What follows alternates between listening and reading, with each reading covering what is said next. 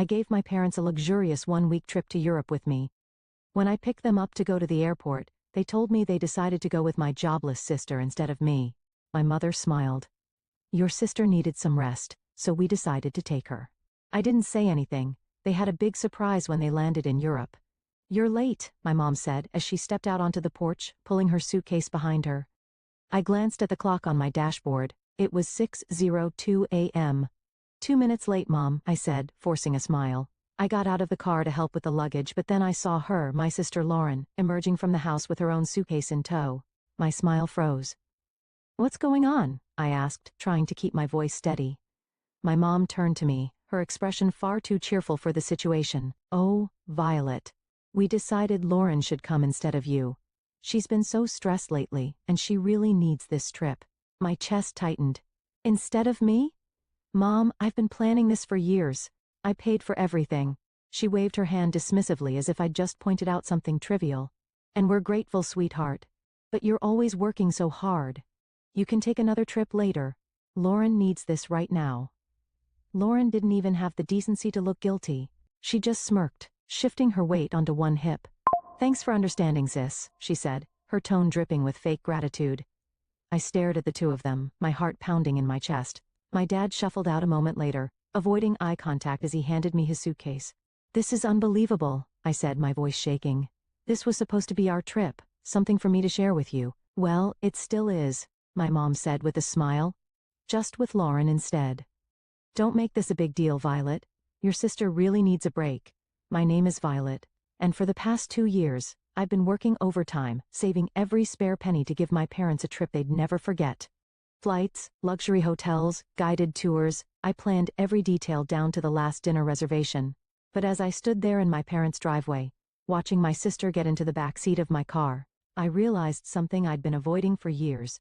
It didn't matter how much effort I put in their eyes, Lauren would always come first. I clenched my jaw, biting back the sharp retort sitting on the tip of my tongue. Instead, I forced a tight smile and opened the trunk.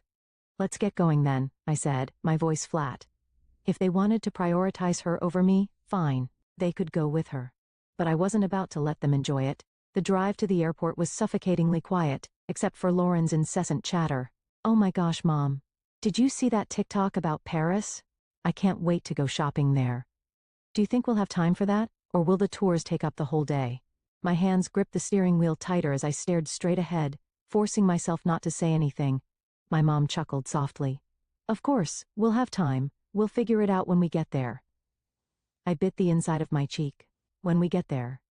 They didn't even seem to notice I wasn't part of that we anymore. At one point, my dad cleared his throat. Thank you for driving us, Violet. I know this probably feels unusual. I glanced at him in the rearview mirror. Unusual? That's an interesting way to put it, Dad. He didn't respond.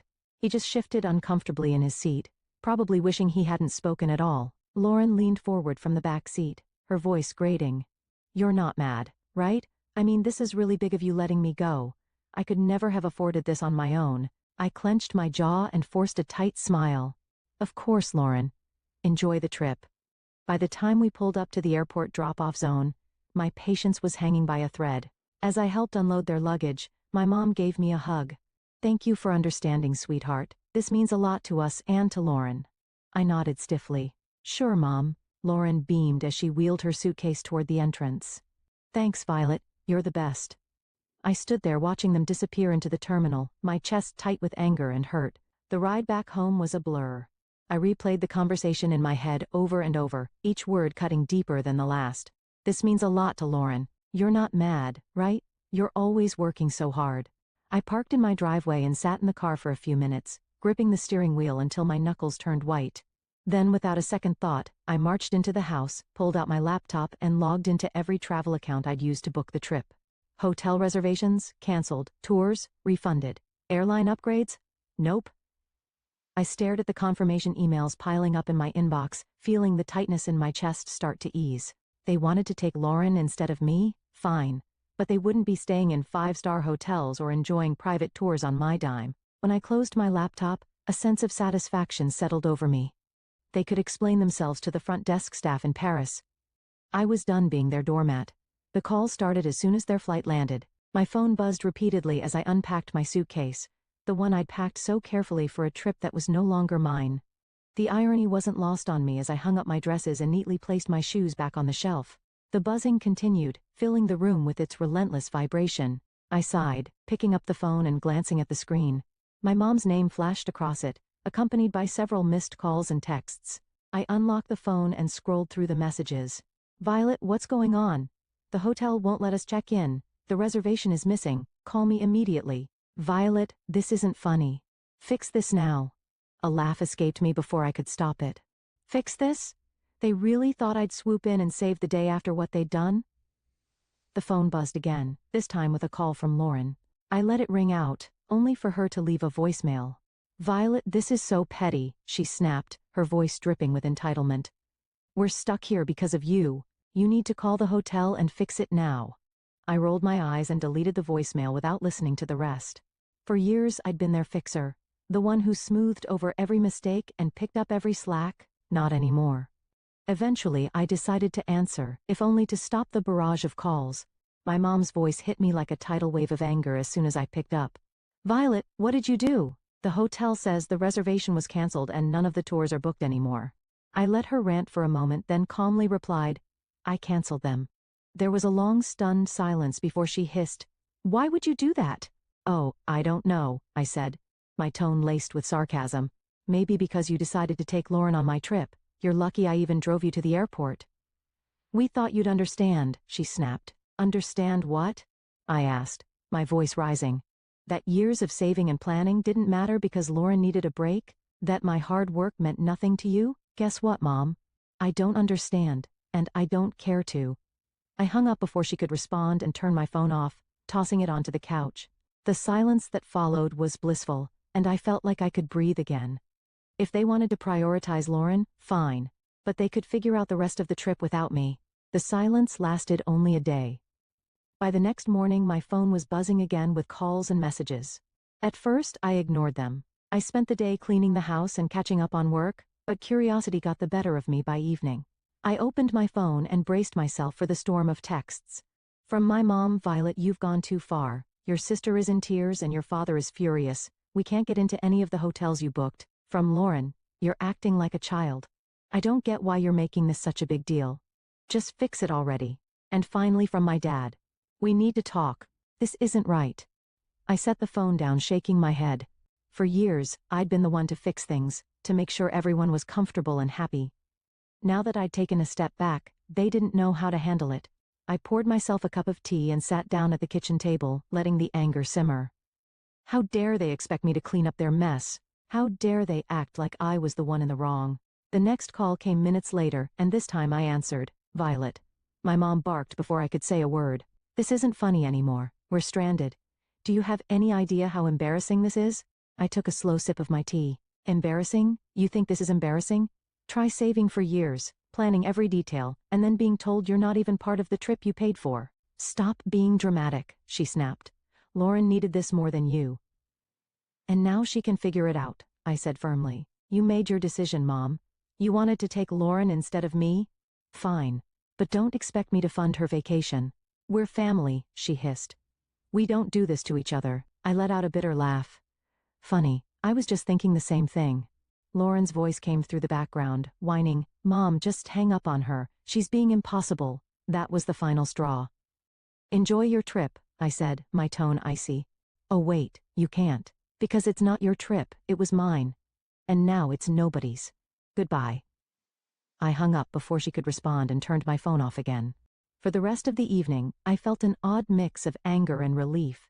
Anger that they'd put me in this position, but relief that I'd finally stood up for myself. They could call me dramatic all they wanted. For the first time in my life, I wasn't letting them take advantage of me. The next few days were blissfully quiet. With my phone turned off, I finally had space to think clearly, free from the barrage of guilt trips and accusations. I spent my mornings sipping coffee on my back porch, enjoying the calm I'd craved for so long.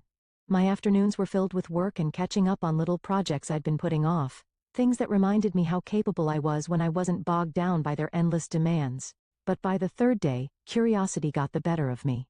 I turned my phone back on to find over a dozen voicemails waiting for me. The first few were from my mom. growing increasingly hysterical with each one. Violet, you need to call me back right now. This has gone too far. I can't believe you're doing this. You've humiliated us. We're your parents. How could you treat us this way? Then came Lauren's messages, full of the same entitled tone she'd always used. This is so petty even for you. You're ruining everything. Just fix it, Violet. And finally my dad's voice, quieter, but no less pointed. Violet, I don't understand what's happened to you. Call us back so we can sort this out. I hesitated before listening to the final voicemail, a long one from my mom. Her voice was quieter this time, tinged with frustration and exhaustion. Violet, she began, we're back at the airport now. The trip is ruined, and I hope you're happy with yourself. Your sister is devastated, and your father and I are, well, disappointed doesn't even begin to cover it. Call us when you're ready to talk. I deleted the voicemails without replying. I wasn't ready to talk, and honestly, I didn't know if I ever would be. This wasn't a one-time mistake. It was the culmination of years of them putting Lauren first and expecting me to accept it with a smile. As the hours passed, I found myself reflecting on all the times I'd been overlooked or dismissed. Every holiday where Lauren's whims dictated the plans. Every family gathering where my accomplishments were treated as afterthoughts. This trip had been the breaking point, but the cracks had been forming for years. That evening, Grace stopped by unannounced, carrying 2 cups of coffee and an unmistakable look of curiosity. I heard about what happened, she said, setting the coffee on the table. Your mom called me yesterday. Of course, she had. My mom had always been good at recruiting allies when she wanted to guilt me into compliance. And? I asked, taking a sip. Grace shrugged, a sly smile creeping across her face. I told her you were probably busy and would get back to her when you were ready. I laughed, shaking my head. You're the best. No, you're the best, she said, her tone suddenly serious. Because you finally stood up for yourself. I know how hard that is, Violet. Don't let them drag you back down. Her words stuck with me long after she left. Grace was right. I'd spent too long bending over backward to please people who never seemed to care about my efforts. It was time to break that cycle once and for all. By the time the weekend rolled around, I felt a strange sense of clarity. The anger was still there, simmering under the surface. But it was joined by something I hadn't felt in years. Freedom. Freedom from their endless expectations. Freedom from being the family's fixer. Freedom to finally live on my own terms. But, as expected, the silence didn't last.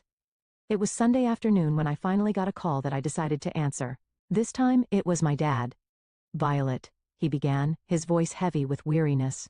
Your mom wanted me to call. She thinks you'll listen to me. Go on, I said, leaning back in my chair. He let out a sigh. Look. This has all gotten out of hand. Your mom's upset, Lauren's furious, and, well, it's just a mess. But you're better than this. I stiffened, his words igniting a fresh wave of anger. Better than what, Dad? Standing up for myself? Refusing to let you walk all over me again? That's not what I meant, he said quickly. It's just you've always been the reasonable one. The one who keeps everything together. This isn't like you. I laughed, a short bitter sound. You're right. It's not like me. Because I'm not bending over backward to clean up your mess. He paused, and for a moment, I thought he might finally see my side of things. But then he said, You're punishing the whole family over one decision. Is that really fair? Fair? I repeated, my voice rising. You want to talk about fair?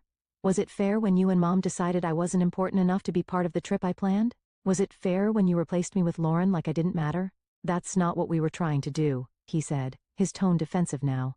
We just thought Lauren needed it more. Of course you did, I snapped. You always think she needs more attention, more support, more of everything. And I'm always the one expected to sacrifice for her, not anymore. The silence on the other end of the line was deafening. Finally he said, I don't know what you want me to say. I don't need you to say anything, I replied, my voice steady. I just need you to understand that I'm done being the afterthought. From now on, I come first. Violet, goodbye, Dad. I ended the call and set the phone down, my hands trembling. For the rest of the day, I let myself feel everything, anger, sadness, relief. It wasn't easy, but it felt like the start of something new. I wasn't the family's fixer anymore, and I wasn't going to be. They could figure out how to clean up their own messes. When my parents and Lauren finally returned, I was waiting for them at their house. I'd parked in their driveway, sipping coffee and feeling surprisingly calm as I watched their taxi pull up. As they stepped out, dragging their suitcases behind them, their faces were a mix of exhaustion and irritation. Lauren was the first to speak. Well, I hope you're happy, Violet. I raised an eyebrow, staying seated on the porch swing. Happy about what? Our trip was a disaster, my mom snapped, waving her hand as if to brush the whole thing away. We spent the entire week staying in dingy hotels and eating terrible food because we couldn't afford anything decent. And don't get me started on the tours, Lauren chimed in, crossing her arms. Oh wait, there weren't any. Do you know how embarrassing it was to show up and be told there was no reservation? I took another sip of coffee, letting their complaints wash over me. Sounds rough, I said finally, my voice calm. But you wanted to take Lauren, remember? I'm sure you all had some great bonding time. That's not the point, my mom shot back, her voice rising. You knew we couldn't afford all the things you'd planned. You set us up to fail. And I stood up, setting my mug down on the small table next to me. No, Mom. I didn't set you up for anything. I planned a trip for the three of us. Something special I'd been saving for years. You're the ones who decided to cut me out at the last second. My dad finally spoke up, his tone quieter but no less accusatory. You didn't have to cancel everything, Violet. That was extreme. Was it? I asked, folding my arms. Why should I have paid for a trip I wasn't even invited to? If Lauren needed it so badly, you should have planned it yourselves. You are lucky that I didn't cancel the return flight. Lauren rolled her eyes. You're so dramatic. It's just money, Violet. And you're so entitled, I shot back, my patience finally snapping. Do you have any idea how much work and sacrifice went into planning that trip? Or do you just assume things magically appear for you because someone else takes care of it? They stood there, stunned into silence for a moment. I've spent years being the responsible one, I continued, my voice steady but firm. The one who fixes things, plans things, makes sure everything runs smoothly. And you've spent just as long taking it all for granted. That's not fair, my mom started, but I held up a hand to stop her. No, Mom. What's not fair is how you treated me. You chose Lauren over me like always, so I chose to stop being your doormat. You didn't want me on the trip? Fine. But you don't get to enjoy the benefits of my hard work without me. I grabbed my bag from the porch swing and turned to leave. I'm glad you're back safely, but don't expect things to go back to the way they were. I'm done. As I walked to my car, I heard them calling after me, their voices a mix of anger and guilt, but I didn't look back. The drive home from my parents' house felt strangely peaceful. For years, every visit had left me emotionally drained. But this time, I felt lighter. I'd finally said everything I'd been holding in. And for once, I wasn't worried about their reaction. When I got back to my house, I made a cup of tea and sat on the couch, replaying the confrontation in my head. They'd been so sure I'd fold, that I'd give in like always. But watching their stunned faces as I walked away was a reminder of how much I'd changed. They could be angry, hurt, or embarrassed. It didn't matter anymore. I was done living my life to meet their expectations. The next day, I got a call from Grace. How'd it go? She asked, not bothering with pleasantries. I laughed, leaning back against the kitchen counter. Exactly like you'd imagine. They're furious, Lauren's pouting, and Mom is probably trying to figure out how to guilt me back into line. Grace let out a snort. Let her try. You've got a backbone now, and I'm here to make sure it stays in place. I grinned, grateful for her unwavering support. Thanks, Grace. I mean it. You've been my rock through all of this. Any time, she said, her voice softening. So what's next for you, now that you're not playing family fixer anymore? That question had been circling in my mind since the confrontation. What was next? For years, so much of my energy had been poured into trying to please my family, trying to earn their approval. Now that I'd let go of that burden, the possibilities felt endless and a little intimidating. I don't know yet, I admitted, but I feel like I get to decide. Not them, not anyone else, just me. Sounds like the start of something amazing, Grace said. And I could hear the smile in her voice. Over the next few weeks, I started making small changes that felt big in their own way. I redecorated my living room, swapping out the hand-me-down furniture from my parents for pieces that felt uniquely mine. I spent weekends exploring local cafes and parks, things I'd always meant to do but never made time for. And I started journaling, writing down my thoughts and dreams without filtering them through the lens of what anyone else might think. Each small step felt like reclaiming a part of myself I hadn't realized I'd lost. One evening, I sat down with Mai and opened the spreadsheet I'd used to plan the trip. The canceled reservations stared back at me, and I didn't feel a pang of regret. Instead, I felt a surge of determination. That money had been meant for a once-in-a-lifetime experience, and I wasn't going to let it go to waste. Closing the spreadsheet, I opened a new browser tab and typed solo travel ideas. A few weeks after my parents' return, I booked a solo trip to Italy. It wasn't the same itinerary I'd planned for them, and it wasn't about proving a point anymore. This was for me, a chance to celebrate my independence and finally put myself first. The moment I landed in Rome, I felt a surge of excitement and nervousness. I'd never traveled alone before, but as I stepped out of the airport and into the bustling city, I knew I'd made the right decision. I spent my days wandering cobblestone streets, marveling at ancient ruins, and indulging in meals at charming little cafes. There was no schedule, no one else to consider. Just me and the freedom to do exactly what I wanted.